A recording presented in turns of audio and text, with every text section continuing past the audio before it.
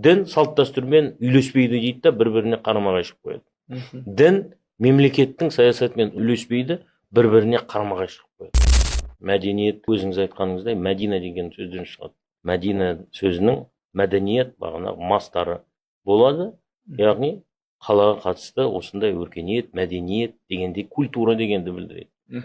Мәктәп дегеніміз мастар мими, кәтаба жазды, яктубу жазады, китабан жазылған нәрсе, мәктәп жазылатын жер. Медресе да солай, мәжіліс та сондай, отыратын жер деген мағынаны білдіреді. Осындай терминология өте көп. Енді құқықтық салада бірсыпыра терминдерге талдау жүргізді конституциямыздағы. Халық деген сөз, Құранның сөзі. Үкума, үкімет, әкім, хакім, қарар, рәміз, маслихат, құқық сөзінің өзі хақ деген сөздің көпше түрі. Әділет министрлігі, әділет, аділ деген сөзден шығады. Осындай көптеген конституциямызды ашатын болсақ, 1/3 шамамен сол ислам құқығынан алынған терминология. Бағана фикхтан алынған.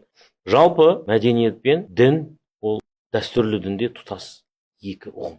Бір-бірімен үйлесетін нәрсе. Бұны ажырататын екі түрлі күш бар. Бірінші күш отарлауға қызмет жасаған шығыстану білімі. Олар үшін қақтығы сызықтарын сызу керек, жергілікті халықтар үшін.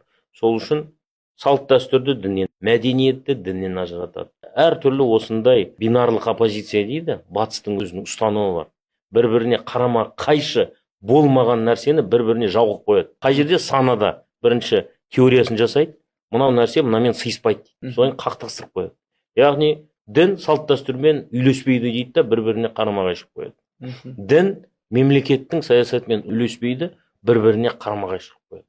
Дін мәдениетпен үйлеспейді, сондықтан бір-біріне қарсы қойып қояды. Ал енді біз аталарымыздан қалған мұраны қарайды. Ол жерде керісінше дін мен мәдениет тұтас. Қазақтың кез келген термесін алыңыз. Кез келген өңірден шыққан біздің мұраны алайық. Жазбаша, Диван Хикметтен бастап, Абу Насыр Аль-Фарабиден бастап, Ахмет Егуникиден бастап, Жүсіп Баласағұннан бастап, Махмуд Қашқариден бастап, Хасамуддин Сығнақиден бастап, Қауамуддин Итханиден бастап, кез келгенін алыңыз, қазіргі заманға дейін, соңғы кеткен алаш зиялыларына дейін, мысалға Міржақыптың насихаты ғумумиясы, Абайдың қара сөздері, бәрінде дін мәдениетпен үйлесіп отыр. Екінші, қазіргі таңда бұны жасап жатқан деструктивті діни ағымдар. Деструктивті діни ағымдар келеді, бағана дінді мәдениеттен, тарихтан, территориядан, халықтың санасынан ажыратады. Біз әлемнің ұстаздарымыз деп глобалды ешбір жермен, халықпен санаспайтын сондай бір жаһанданған бір өнім шығарғысы келеді. Бұл деструктивті діни ағымдар.